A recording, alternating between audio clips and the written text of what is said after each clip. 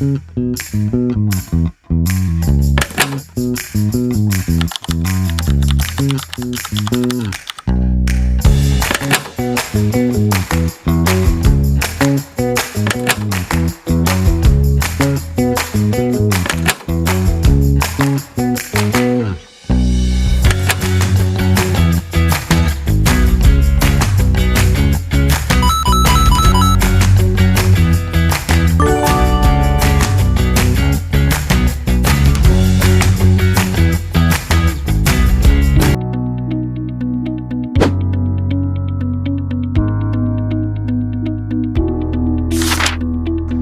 everyone, my name is Chad Yuan Ulilipatangan, and today I am going to discuss factors affecting adolescent development. It has 6 development and I am going to discuss each.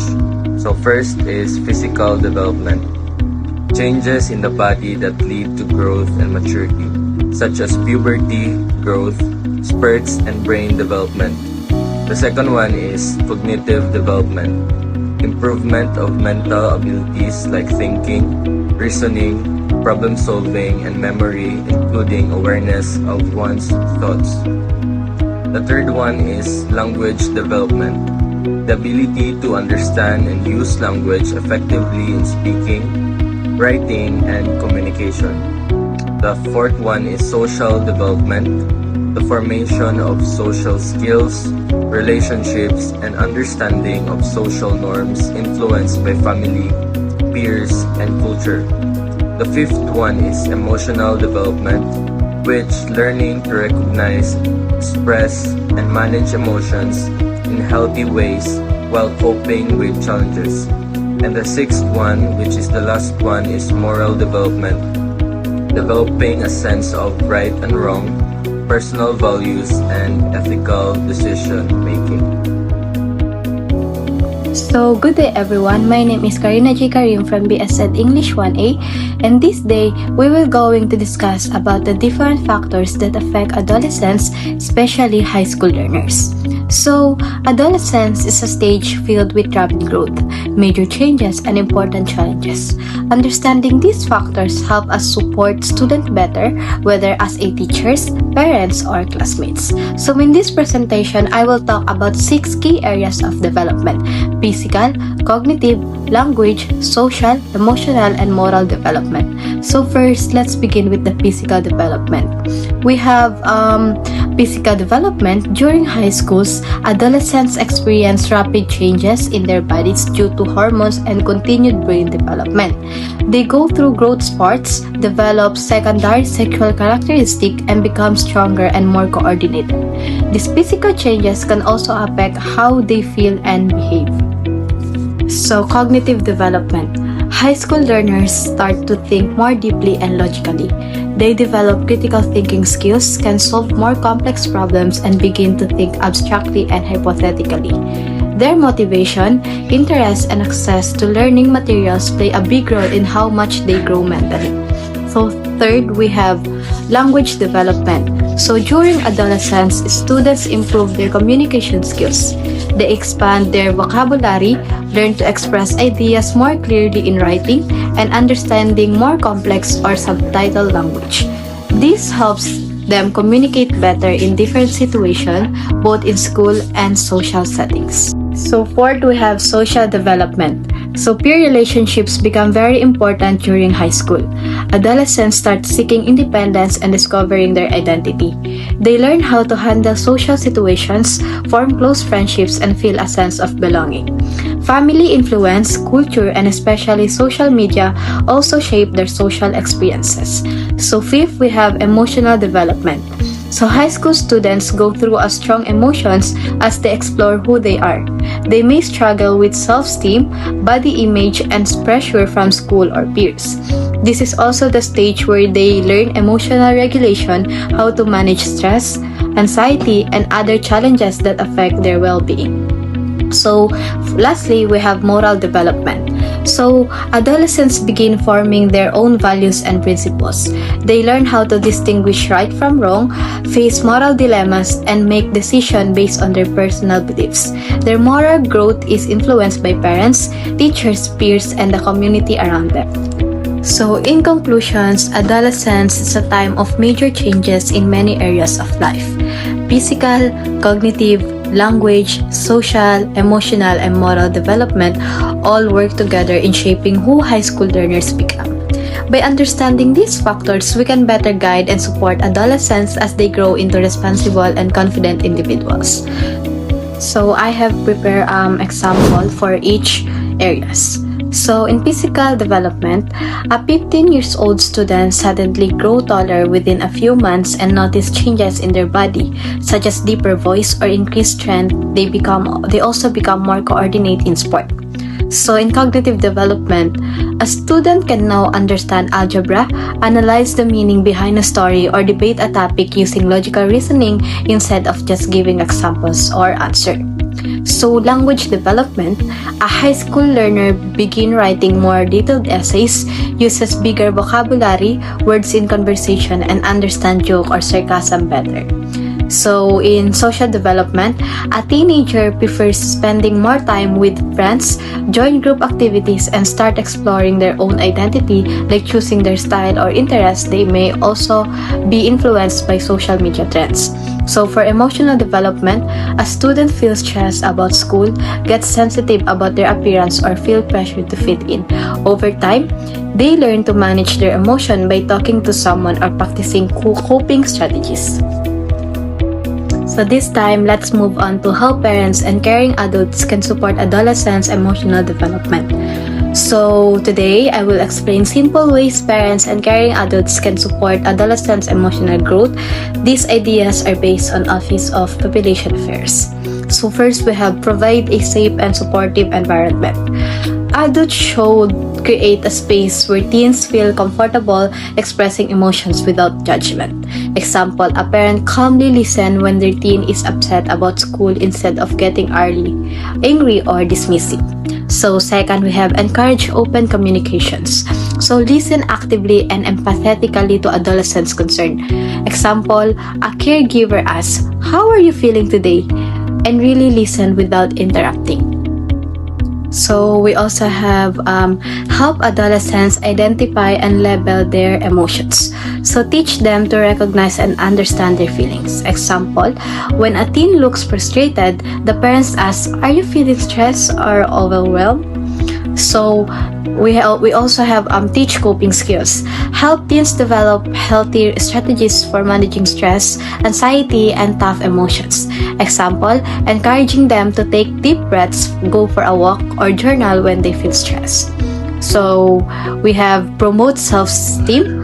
Encourage teen to focus on their strength and build confidence. Example, a mentor tells the teen, "You are improving a lot in math. You work hard and it shows." So lastly, we have seek professional helps when needed. Recognize signs of mental health challenges and connect teens to resources. Example, if a teen show ongoing sadness or withdrawal, parents consider taking them to a school counselor or therapist. So that's all for my part. Thank you for listening. Hi everyone, I am Desijoy Arushana and I'm going to talk about how parents and caring adults can support moral development. Moral development means moral development means learning the difference between right and wrong, understanding the values, and making responsible choices. During adolescence, teens are beginning to form their own beliefs and morals, so adults play a big role in guiding them. A. Model ethical behavior. Teens learn by observing adults. When parents or teachers act with honesty, fairness, or respect, teenagers are more likely to do the same. Setting a good example is the best way to teach morals. B. Engage in discussion about moral issues.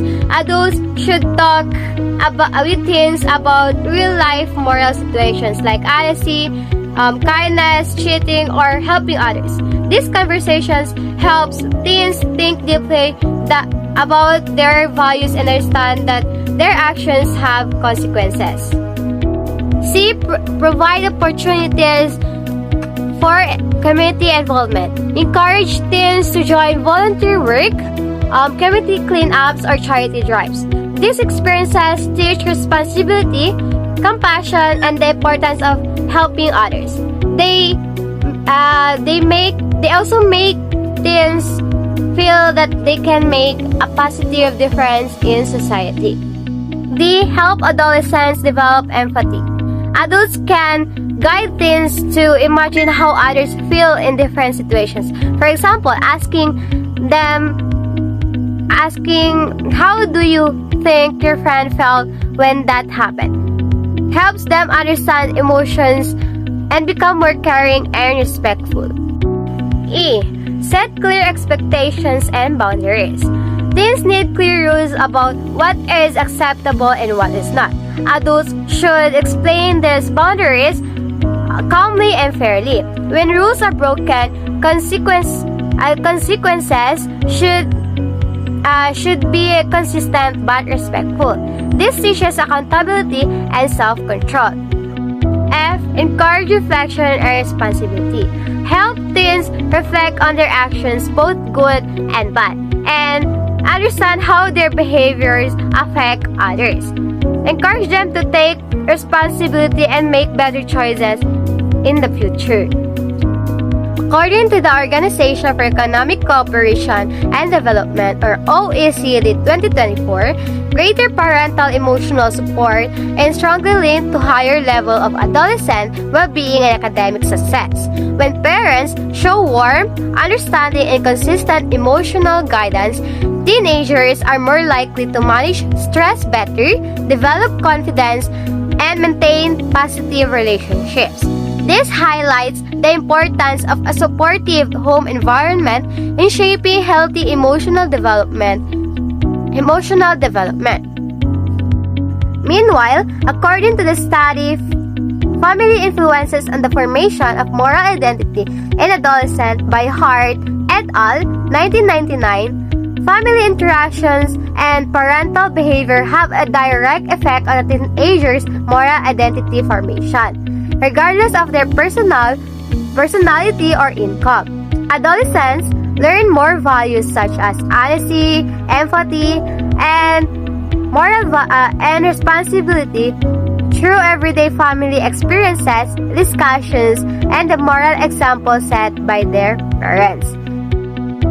Good day everyone, I'm J. Marie Inayal. So today I'm going to tackle about the analysis of the implications of these factors on the education on experiences of high school learners. So the educational experiences of high school learners are shaped by a multitude of factors. Here, we'll analyze the 5 key influences. So first we have impact of race-related trauma. Second, importance of supportive relationships. Third, influence of dietary habits. Fourth, impact of comprehensive sex education. Fifth, need for culturally responsive teaching. So first we will discuss about the impacts of race-related trauma. So according to Henderson et al. 2019, highlight that race-related trauma can lead to anxiety, depression, and emotional regulation challenges. So, racial trauma is distress after experiencing or witnessing a racism, such as viewing violence in person or on the news, or being a victim of racial discrimination. So, can racial trauma affect your long-term health? Yes, of course. So, racial trauma may cause symptoms of anxiety and depression. This can affect the quality of your daily life. So, protect yourself. Plan ahead to avoid triggers, set boundaries, and seek supportive relationships. So next, we have importance of supportive relationships. According to Skills et al. 2021, found that students with better developmental relationships with their teachers had better academic motivation. So, a stronger sense of belonging, and a more positive perception of school climate. So, what's the purpose of life? Happiness is a choice. So, here's the other biggest mistake. So, if you want to jot it down, that happens in a relationship, most people go to an intimate relationship looking to get something, and they have a bunch of expectations. So, and if their expectations aren't met, they're upset. Yes. So, and the truth is, a relationship is a place you're supposed to go to give something. Third, we have a influence of dietary habits. According to Bill et al. 2019, revealed that school-going adolescents frequently consume unhealthy diets, low in fruits and vegetables, and high in carbonated soft drinks. We live in a world of where undernutrition and obesity can exist side by side in the same country, home, or even person. Foods high in sugars, salt, or unhealthy fats are leading to unhealthy diets. And one reason why children may not be growing healthily, while causing other people to develop overweight or obesity. So fourth, we have an impact of comprehensive sex education. According to Goldfarb and Lieberman 2021, demonstrate that comprehensive sex education, including topics beyond pregnancy and STI prevention, can improve sexual, social, and emotional health, and of course, academic outcomes. So CSC, or shall we say comprehensive sexuality education, it involves the cognitive, emotional, and of course the social aspects. So children and young people to develop accurate and age appropriate knowledge, attitudes, and skills, positive values, including the human rights. So lastly, need for culturally responsive teaching. So according to Bisay and Gaynor 2022, emphasize the need to address the social construction of early adolescent development as rooted in whiteness and the realized realities of middle level education for students of color. So how can teachers create more inclusive environment? So first, get to know your students. This means know more about their academic strengths and weaknesses. Have high academic expectations to them. Opportunities to speak English. Encouraging your students. Display student cultures in the room. Incorporate visuals for them to understand very well. Multicultural curriculum. Listen their stories for you to know a little bit about their life background. Build present relationships. Get their names right. And that's the teaching strategy. Strategies to support adolescent development in various educational and social contexts. So first is teachers should respect students' different cultures and backgrounds. Schools should also create safe and caring classrooms for students who have faced difficult experiences. So one is social emotional learning or SEL programs. School can teach students how to manage their emotions, build good relationships, and make responsible choices. Activities like mindfulness and deep breathing can help them stay calm and focused. Two is mentoring and supportive relationships. Students should have mentors or trusted adults who can guide and support them. School can also encourage teamwork and friendship through group projects and ensure every student feels known and cared for. 3 is comprehensive health education.